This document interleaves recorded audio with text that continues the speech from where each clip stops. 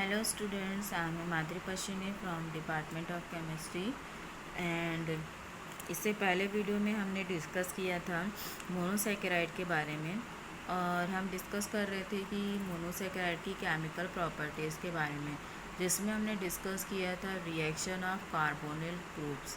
जब हमने देखा था कि जब कार्बोनिल ग्रुप के साथ रिएक्शन कराई जाती है तब कौन कौन से प्रोडक्ट्स का फॉर्मेशन होते हैं। आज हम डिस्कस करेंगे रिएक्शन ऑफ एल्कोहलिक ग्रुप। जब एल्कोहलिक ग्रुप के साथ, चाहे वो ग्लूकोज हो या फ्रक्टोज हो, जब उसके एल्कोहलिक ग्रुप के साथ रिएक्शन कराई जाती है तब क्या क्या रिएक्शन परफॉर्म की जाती है, जिसमें से फर्स्ट आती है ester formation. When monosaccharide react with acetic anhydride in the presence of weak base like pyridine, sodium acetate, the hydroxyl group replaced by anomeric hydroxyl group। यहाँ पे ये कहा जा रहा है कि जब मोनोसैकेराइड ग्लूकोज या फ्रक्टोज जब एसिटिक एनहाइड्राइड के साथ केमिकल रिएक्शन परफॉर्म करता है in the presence of weak base, ठीक है, जैसे कि पिरिडीन, तो जो हमारा हाइड्रोक्सिल ग्रुप प्रेजेंट होता है ग्लूकोज या फ्रक्टोज में, वो हाइड्रोक्सिल ग्रुप रिप्लेस हो जाता है एनोमेरिक हाइड्रोक्सिल ग्रुप से। This reaction is done by lower temperature, so the reaction is stereo specifically. Reaction देखिए यहाँ पे, इस रिएक्शन में ये देखिए, ये हमारा मोनोसैकेराइड है जिसे हमने साइकिल फॉर्म में लिखा है। ये मोनोसैकेराइड जब एसिटिक एनहाइड्राइड के प्रेजेंस में CH3CO2O, ये हमारा एसिटिक एनहाइड्राइड है, के साथ पिरिडीन की प्रेजेंस में रिएक्शन करता है, तब ये जितने भी हाइड्रोक्सिल ग्रुप देख रहे हैं आप, ये सारे रिप्लेस हो गए किससे? एनोमेरिक हाइड्रोक्सिल ग्रुप से रिप्लेस हो चुके हैं, ठीक है, ये जिसके दौरान ये एस्टर्स का फॉर्मेशन करते हैं। सेकेंड केमिकल रिएक्शन आती है हमारी रिएक्शन विथ फास्फोरस पेंटाक्लोराइड। जब ग्लूकोज या फ्रक्टोज फास्फोरस पेंटाक्लोराइड के साथ रिएक्ट करता है तब यह पेंटाक्लोरो शुगर का फॉर्मेशन करता है, जैसे कि हमारा fructose CH2OH CHOS try CH3OH, जब ये फास्फोरस पेंटाक्लोराइड के साथ रिएक्ट करता है तब यह CH2Cl CO CH3Cl3 CH2Cl pentachloro fructose का फॉर्मेशन करता है। अब आप यहाँ स्ट्रक्चर में ध्यान से देखिए, जितने भी हाइड्रोक्सिल ग्रुप है देख रहे हैं आप, ये हाइड्रोक्सिल ग्रुप, ये हाइड्रोक्सिल ग्रुप और ये हाइड्रोक्सिल ग्रुप किसके द्वारा रिप्लेस कर दिए गए? क्लोरीन के द्वारा रिप्लेस कर दिए गए, जिसके कारण इसका नाम क्या पड़ा? Pentachlorofructose. The third reaction is reaction of metallic hydroxide होगा। जब ग्लूकोज और फ्रक्टोज दोनों को मेटालिक हाइड्रोक्साइड जैसे कि copper hydroxide, calcium hydroxide, barium hydroxide, strontium hydroxide के साथ रिएक्ट कराया जाता है तब यह मेटालिक सॉल्ट का फॉर्मेशन करते हैं।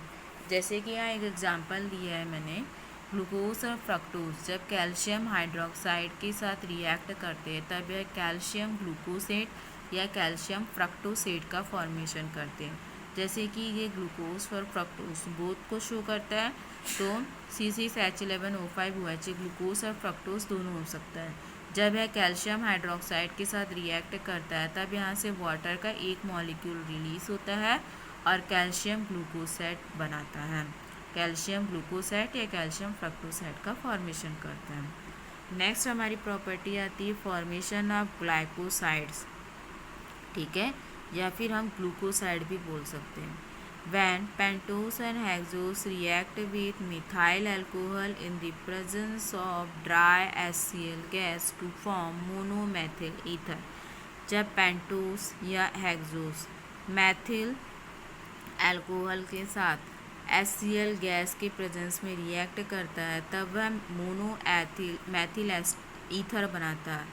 ये जो ईथर फॉर्म होते हैं और ये ईथर यदि ग्लूकोज के द्वारा फॉर्म किए जाते हैं तो उसे क्या कहेंगे? ग्लूकोसाइड कहेंगे। लेकिन यही ईथर अदर शुगर के द्वारा फॉर्म किए जाते हैं तो उन्हें क्या कहेंगे? ग्लाइकोसाइड कहेंगे। जैसे कि यहाँ पे एग्जांपल में देखिए, ये है ग्लूकोज या फ्रक्टोज C6H12O5OH। आप सभी जानते हैं कि ग्लूकोज और फ्रक्टोज का फॉर्मूला सेम होता है। जब यह मैथिल अल्कोहल, ठीक है, या मैथेनॉल CH3OH के साथ रिएक्ट करता है in the presence of dry HCl gas, तब यहाँ से वाटर का एक मॉलिक्यूल निकलता है, क्या बनाता है, C6H11O5OCH3 मैथिल ग्लूकोसाइड या फिर मैथिल फ्रक्टोसाइड बनाता है। ये जो ग्लाइकोसाइड और ग्लूकोसाइड होते हैं ये स्टीरियो आइसोमेरिक होते हैं, ठीक है, और साइकिल स्ट्रक्चर का फॉर्मेशन करते हैं, जिसके कारण ये दो फॉर्म में पाए जाते हैं, एक भी अल्फ़ा फॉर्म और एक बीटा फॉर्म। यहाँ पे देखिए ये ग्लूकोसाइड है, यहाँ पे आपका जो फॉर्मूला है पूरा सेम है, बट यहाँ पे जो हमारा मैथिल ग्रुप है वो क्या हो गया है, रिप्लेस, इसकी पोजीशन चेंज की गई है। यदि मैथिल ग्रुप आपके राइट हैंड साइड में प्रेजेंट है तब वह एथल में अल्फ़ा मैथिल ग्लूकोसाइड कहलाएगा, और यदि यह Maithil group left hand side में प्रेजेंट है तो वो बीटा मैथिल ग्लूकोसाइड कहलाएगा। इसी तरह फ्रक्टोसाइड का भी स्ट्रक्चर यहाँ बनाया गया है। यहाँ पे देखिए ये जो हमारा मैथिल ग्रुप है यदि वो राइट साइड में है तो वो अल्फ़ा मैथिल फ्रक्टोसाइड कहलाएगा, और यदि लेफ्ट साइड में है तो बीटा मैथिल फ्रक्टोसाइड कहलाएगा। अगली रिएक्शन आती है हमारी मिथाइलेशन। मिथाइलेशन में जब ग्लूकोज को डायमेथिल सल्फेट के साथ बेस के प्रेजेंस में रिएक्शन कराया जाता है तब यह पेंटा आर्थोमैथिल फ्रक्टोज या पेंटा आर्थोमैथिल ग्लूकोज का फॉर्मेशन करता है। सॉरी, ये आपका फ्रक्टोज नहीं, ये ग्लूकोज होगा, ठीक है। तो यहाँ पे देखिए CH2H CHOH4 CHE ग्लूकोज है। जब यह डायमेथिल सल्फेट के साथ बेस के प्रेजेंस में रिएक्ट करता है तो CH2O CH3 CHO CH3 4 CHO। अब यहाँ पे देखिए जो हमारा हाइड्रोक्सिल ग्रुप थे ये दोनों वो किससे रिप्लेस हो गए, मैथिल ग्रुप से रिप्लेस हो गए, और क्या बना है, पेंटा आर्थोमैथिल ग्लूकोज का फॉर्मेशन किया। सेम रिएक्शन फ्रक्टोज में भी देखी जाएगी, CH2OH CHOH try CO CH2OH। जब यही फ्रक्टोज सेम रिएजेंट के साथ डायमेथिल सल्फेट के साथ बेस के प्रेजेंस में रिएक्ट करता है तब यहाँ पे भी जो ये हाइड्रोक्सिल ग्रुप है ये किससे रिप्लेस हो जाएंगे, मैथिल ग्रुप से रिप्लेस हो जाएंगे। देखिए CH2O CH3 CHO CH3 CO CH2O CH3 पेंटा आर्थोमैथिल फ्रक्टोज का फॉर्मेशन करते हैं। तो ये थी हमारी second reaction of alcoholic group. जब वह अल्कोहलिक ग्रुप के साथ, अल्कोहलिक ग्रुप मीन्स आपको समझ आ गया होगा कि जो हमारा ग्लूकोज और फ्रक्टोज का जो स्ट्रक्चर है उस स्ट्रक्चर में जितने हाइड्रोक्सिल मीन्स वो अल्कोहलिक ग्रुप प्रेजेंट होंगे उनके साथ रिएक्शन करवाई जाएगी। अब हमारी थर्ड और लास्ट रिएक्शन आती है अदर रिएक्शन, ठीक है। अदर रिएक्शन में हम देखेंगे कि अगर हम बोथ के साथ अल्कोहलिक ग्रुप के साथ भी और कार्बोनिल ग्रुप के साथ भी जब रिएक्शन कराते हैं तब क्या होता है, तब उसमें पहला आता है फर्मेंटेशन। आप सभी जानते हैं फर्मेंटेशन होता क्या है।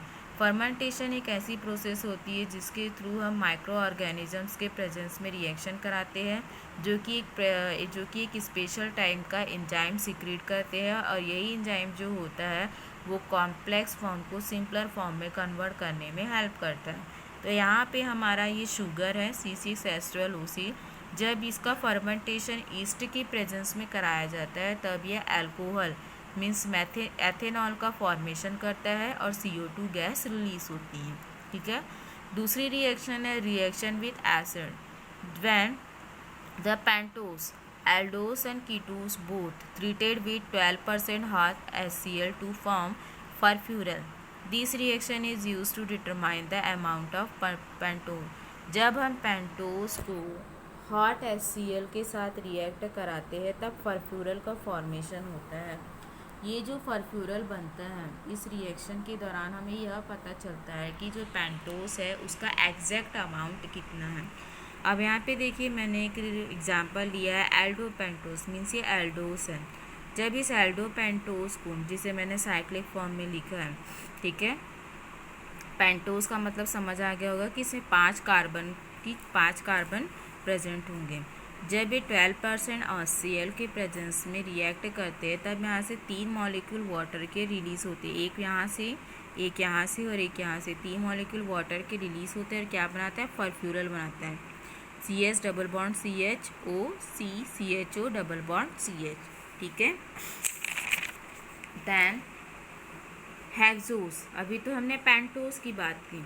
अब यदि हेक्सोस को हॉट HCl के साथ गर्म किया जाता है तब यह 5 हाइड्रोक्सी मैथिल फर्फ्यूरल का फॉर्मेशन करता है, ठीक है।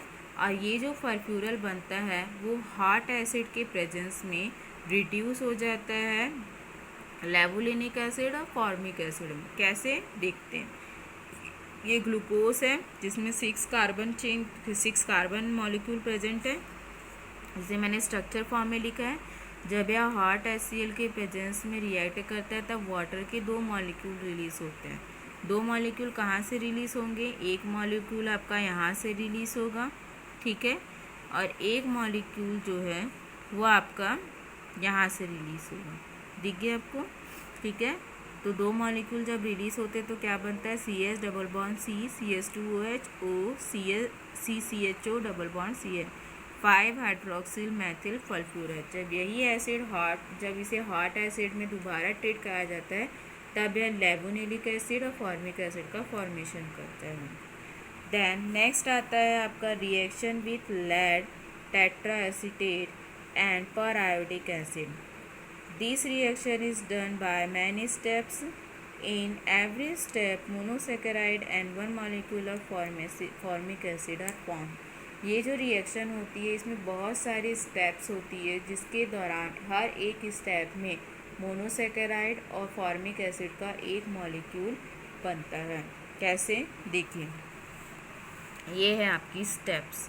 ये ग्लूकोज की एक चेन है जिसे हम लेड टेट्राएसीटेट या फिर पर-आयोडिक एसिड के प्रेजेंस में रिएक्ट करा रहे हैं। तो यहाँ पे होता क्या है, फंक्शनल ग्रुप को छोड़कर सभी जो हमारे कार्बन के जो मॉलिक्यूल हैं वो क्या होते हैं, एसिड में 1 बाय 1 कन्वर्ट होते हैं। पहला ग्रुप किस में कन्वर्ट हुआ, SCOH फॉर्मिक एसिड में। कितना बचा, CHO CHOS CHOS CHOS CH2OH। Then again आपका एक कार्बोनिल ग्रुप क्या हो जाएगा, फिर एसिड में कन्वर्ट हो जाएगा, फिर क्या बनाएगा, CHO CHOS CHOS CH2OH। फिर अगेन एक आपका कार्बोनिल ग्रुप एसिड में कन्वर्ट होगा, क्या बनेगा, CHO CHOS CH2OH। अब अगला कार्बोनिल ग्रुप एसिड में कन्वर्ट होगा तो क्या बचा, CHO CH2OH। और जब इसका रिएक्शन होगा तो क्या बनाएगा,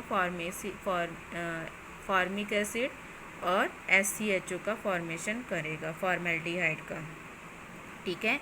तो इस तरीके से जब यह लेड टेट्राएसीटेट या पर-आयोडिक एसिड के प्रेजेंस में रिएक्ट करता है तो आपके कार्बन की चेन का एक एक कार्बन जो कार्बोनिल ग्रुप को डिनोट करता है वो एसिड में कन्वर्ट हो जाता है, ठीक है।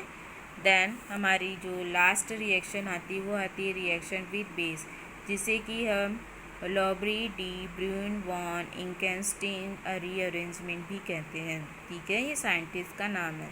इस रिएक्शन में मोनोसेकेराइड हीटेड विद सॉल्ट और बेस या फिर organic base just like pyridine और quinoline, the special type of molecular rearrangement is done and form mixture of aldose and ketose sugar.